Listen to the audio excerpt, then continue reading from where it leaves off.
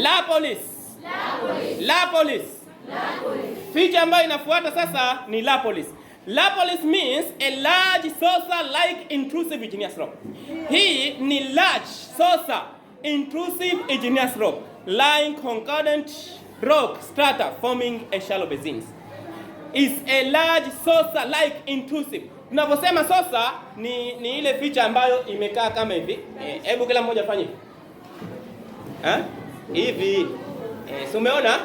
Yes, means molten materials yametoka ardhini, yakifika yanafanya saucer-like shaped intrusive igneous rock.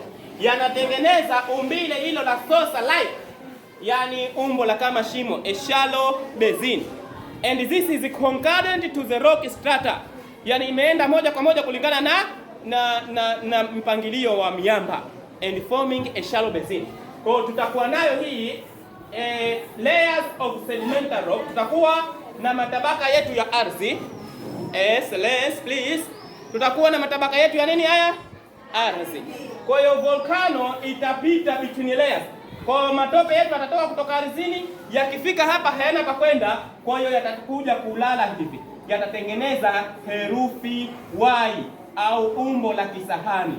Yatatengeneza herufi nini hii? Y. Umeiona hii?